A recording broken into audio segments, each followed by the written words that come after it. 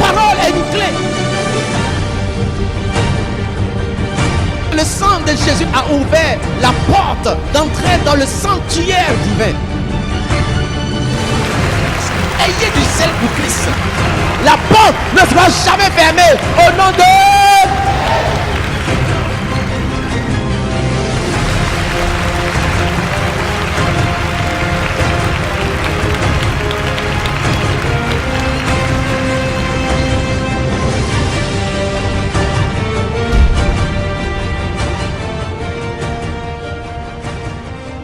Comment pourrions-nous reconnaître les vrais serviteurs de Dieu? Là, je vais parler des caractéristiques des vrais serviteurs.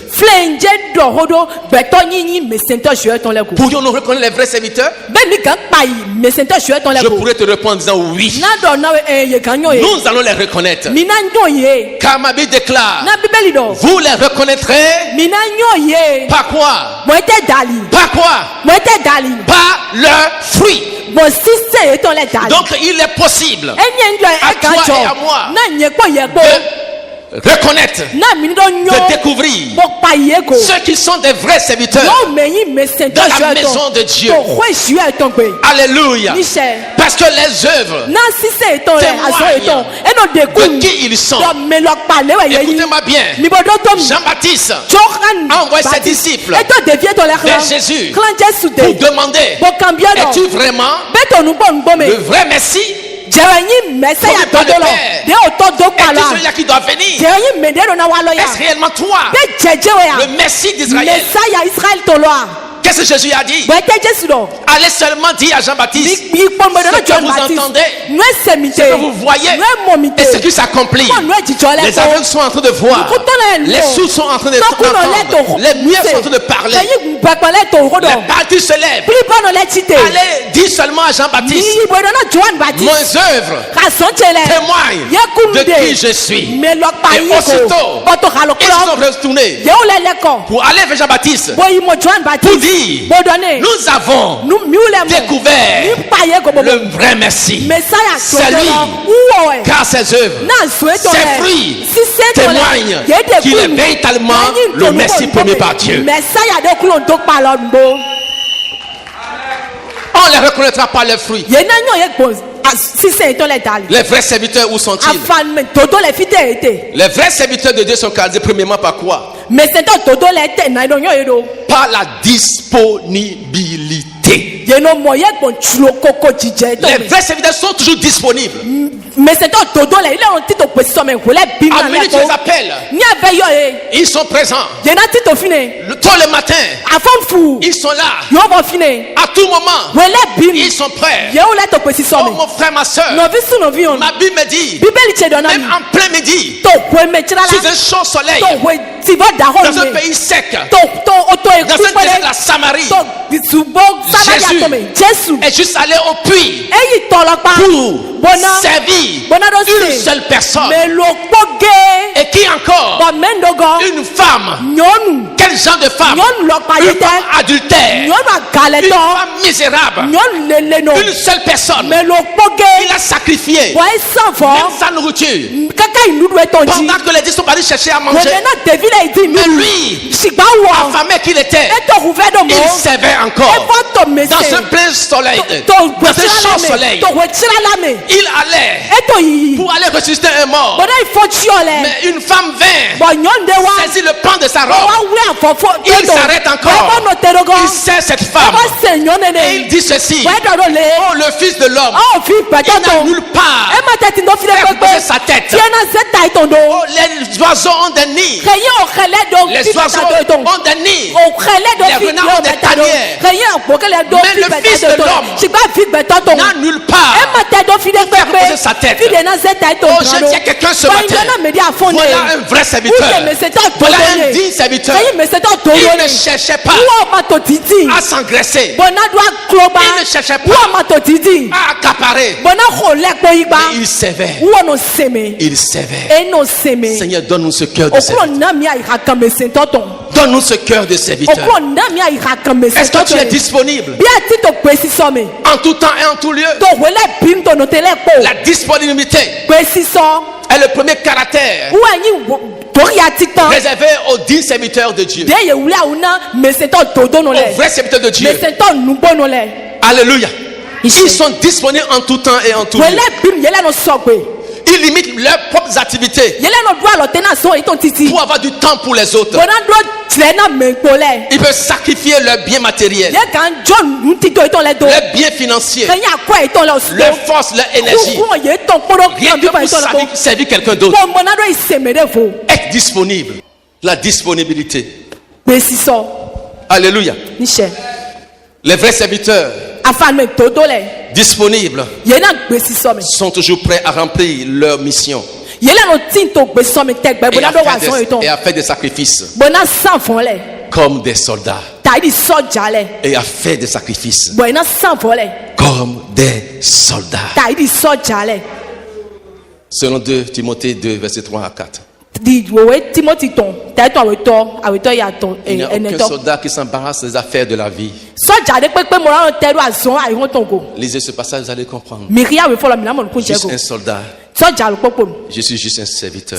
Un serviteur inutile entre les mains de mon maître.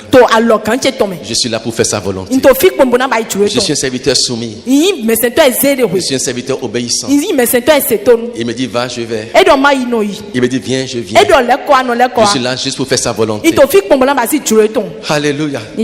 En tant que serviteur de Dieu et vrai serviteur de Dieu, ce n'est pas à vous de décider quand, de décider à quel endroit vous allez servir.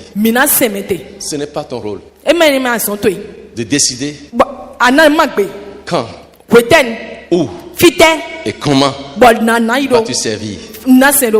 C'est la responsabilité de celui qui t'a enrôlé dans son armée de décider quand, où et comment tu dois servir. Mais aujourd'hui, l'église est remplie que des rebelles. Personne ne veut attendre que le maître puisse leur dire voici le moment. Va accomplir cette mission. Tout le monde s'auto-établit.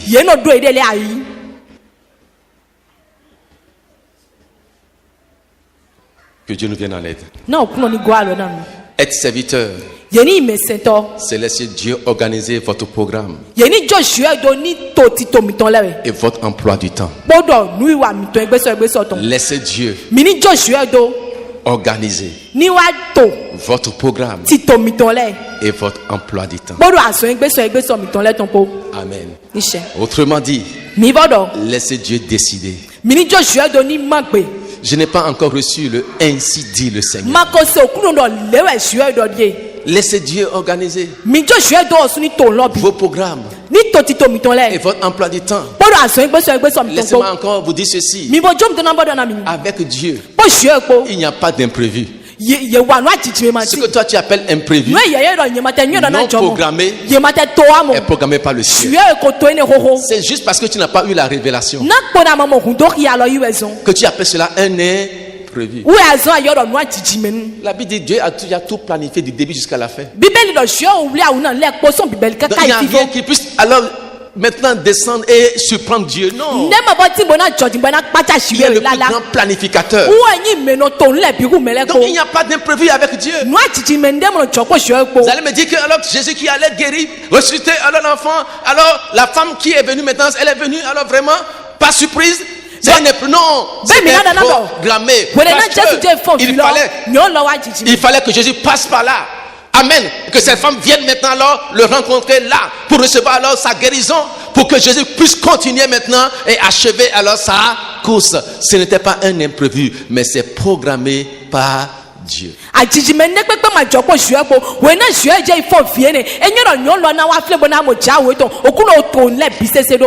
Voilà pourquoi Jésus disait ceci. Je ne fais rien de moi-même. Non. Non. Mon programme n'est pas mon programme, mais mon programme que j'exécute Jour après jour. C'est le programme de Dieu. Alléluia. Mon emploi du temps est celui de Dieu. Qu'il me soumet. Et je dis, yes, sir. Laisse Dieu programmer ton emploi du temps. Alléluia. Et tu comprendras que tout ira bien au nom de Jésus. Deuxième trait de caractère des vrais serviteurs. Les vrais serviteurs sont attentifs. À quoi? Aux besoins. Je dis quoi? Les vrais serviteurs sont attentifs aux besoins. Amen. Ils n'attendent pas qu'on leur dise fais ceci, fais cela. Pourquoi? Ils ont des yeux pour voir. Ils ont des oreilles pour entendre. Alléluia. Ils ont aussi un cœur pour sentir la douleur, la souffrance, le chagrin. Comme cela est dit dans le Exode chapitre 3. Dieu, le grand serviteur, a dit: oh Moïse, j'ai vu la souffrance de mon peuple. Moïse, j'ai entendu le cri que le font pousser les oppresseurs. J'ai connu dans mon cœur leur douleur. Et maintenant je suis disponible et disposé à servir mon peuple. Mon peuple d'Israël, je viens pour vous servir. Je descendrai dans votre situation. Je vous délivrerai de la servitude. Et je vous ferai entrer dans un autre territoire, dans un autre lieu où coule le lait et le miel. Il était attentif aux besoins. Il a pris la servitude et il est descendu. Dis à quelqu'un: Jacob, descends. Tu es trop grand. Non, descends un peu. Descends pour servir. Tu as la roue. Tu as le coucoupe. Et tu es en haut là-bas. Il n'y a pas de terre en haut. Donc qu'est-ce que tu veux faire en haut là-bas? Descends. Viens travailler. Il y a du travail ici. Que quelqu'un descende. Que quelqu'un descende de sa position. Qui descende de ses possessions. Qui descende de ses prestiges. Et qui puisse se mettre à servir. Dieu, le grand Dieu, le Créateur, est descendu sur la terre. Là où il y a l'abomination, là où il y a la souillure, là où il y a le péché, et il a délivré et il a fait sortir. Et toi, être attentif aux besoins. Les besoins, il y en a trop dans l'église, mon frère. Il y a trop de besoins dans le royaume de Dieu. Pourquoi tu attends qu'on te dise seulement: non, il faut faire ceci? Sois prompte à répondre aux besoins. Alléluia. Amen. Soyez attentifs aux besoins. Les vrais serviteurs cherchent des occasions pour servir les autres. Et n'attendent pas alors qu'on leur dise. Non. Ils cherchent. Ils cherchent quelqu'un à qui je veux faire du bien. Jésus, le grand serviteur. Acte 10:38. Acte 10:38. De lieu en lieu. Il allait de lieu en lieu. La Bible dit, et il cherchait quelqu'un à qui il fera du quelqu'un qu'il va guérir, quelqu'un qui va délivrer, quelqu'un qui va sauver, quelqu'un qui va bénir. Il est à la recherche. Mon frère, ma soeur, les vrais serviteurs n'attendent pas qu'on dise: non, toi fais ceci. Mais ils sont à la recherche. Alléluia. La dernière fois, j'étais arrivé au deuxième. Le lieu était sale. Mais les chrétiens étaient quand même assis dedans là. J'ai dit, oh, vous n'avez pas des yeux pour voir que là où vous êtes assis à vous de parler, c'est sale. Vous appelez quelqu'un, vous dites maintenant, prends le balai et balai seulement. Ils sont serviteurs. Ah, Bishop est là. Non, tu n'es pas un serviteur, tu es un hypocrite. Tu es un hypocrite. Et tu n'as aucune récompense. Parce que tu le fais pour le vie des hommes. Alléluia. Les vrais serviteurs cherchent des occasions pour servir, pour faire du bien à quelqu'un. Lorsqu'ils voient un besoin, ils essaient de répondre à ce besoin. Galates 6, verset 10. Ils essaient de répondre à ce besoin. Ils courent pour répondre aux besoins. Dès qu'ils ont vu, il ne peut pas rester insensible. Alléluia. Il peut pas rester insensible. Ainsi donc, pendant que nous avons l'occasion, pratiquons. La Bible dit quoi? Pratiquons le bien envers tous et surtout envers les frères dans la foi. Pendant que nous avons l'occasion, pratiquons le bien, servons tout le monde, mais surtout encore les frères dans la foi.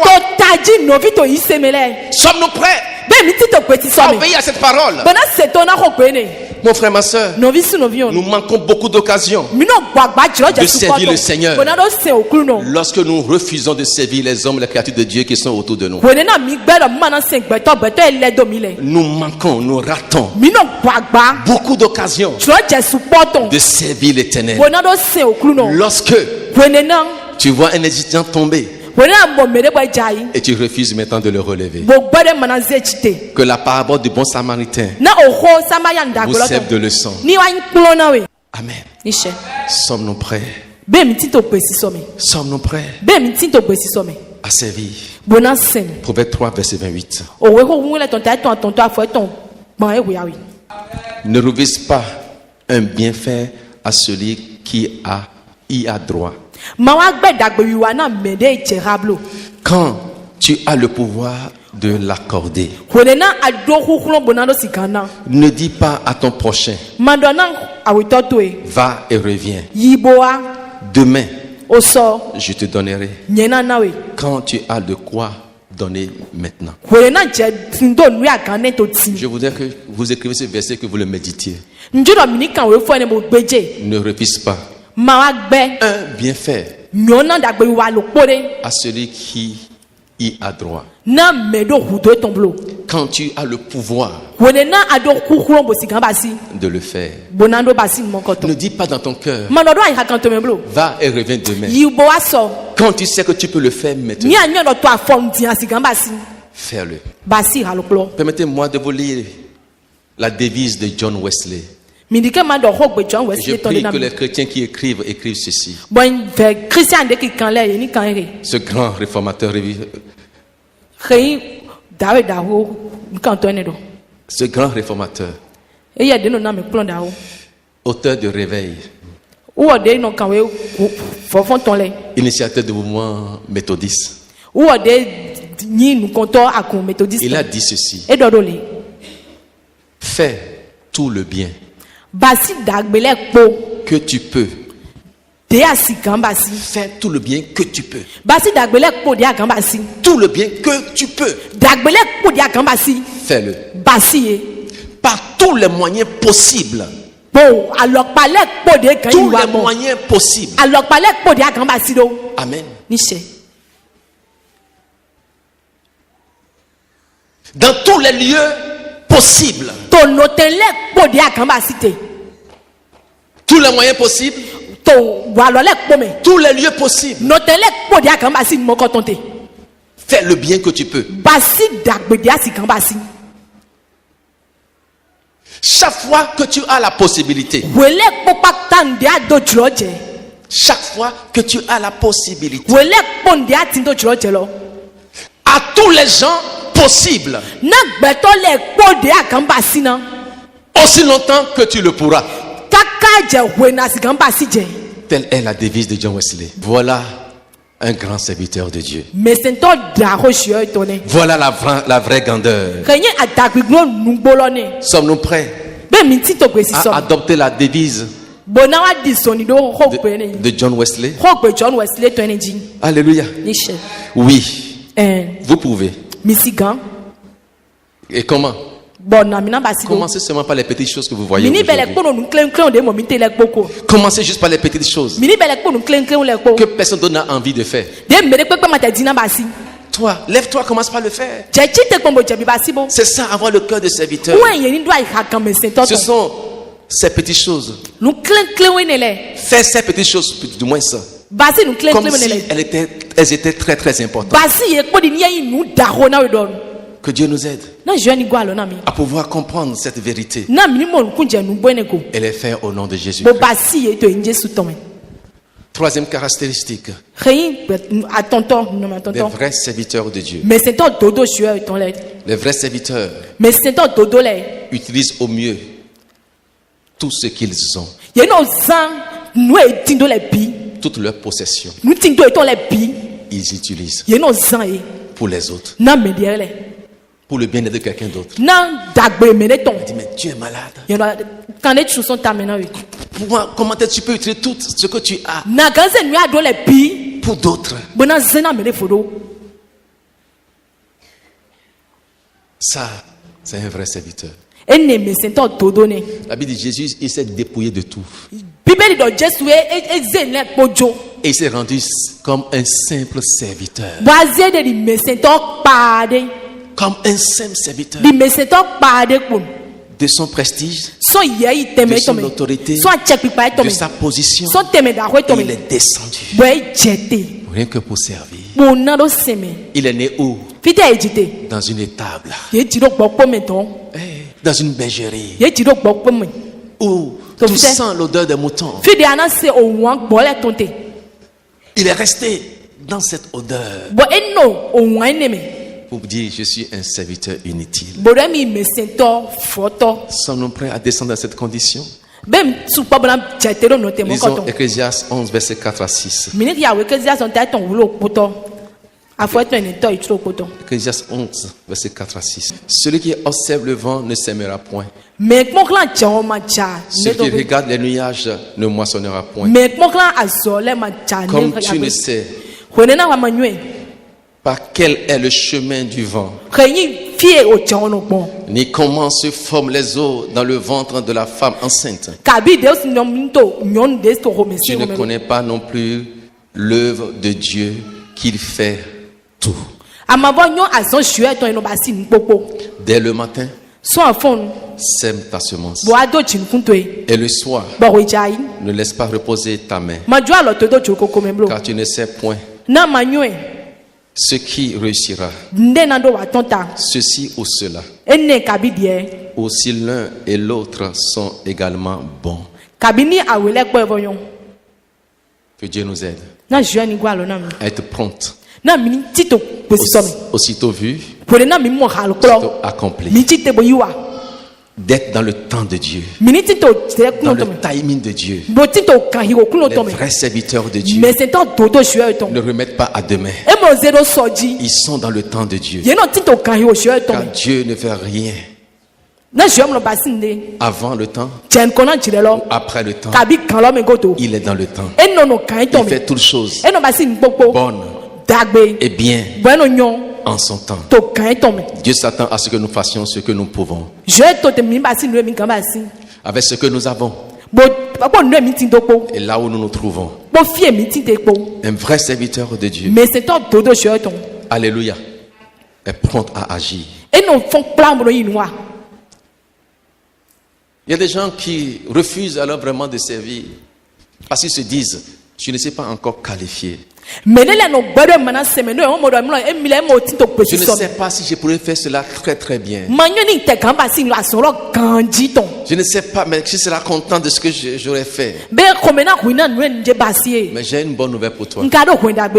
Une œuvre imparfaite est meilleure à une bonne intention. Amen. Amen. Une œuvre même imparfaite est meilleure à une bonne intention.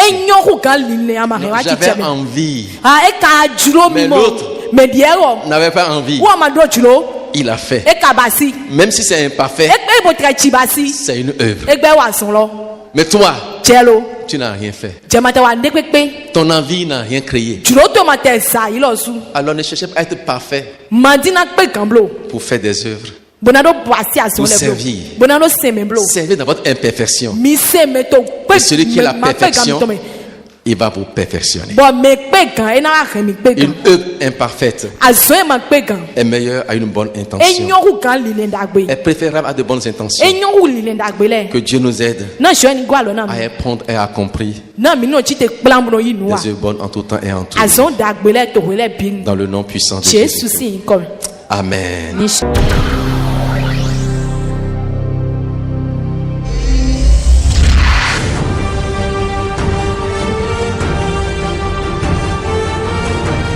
Tu l'as dit, je le ferai. La parole est une clé. Le sang de Jésus a ouvert la porte d'entrer dans le sanctuaire divin. Ayez du sel pour Christ. La porte ne sera jamais fermée au nom de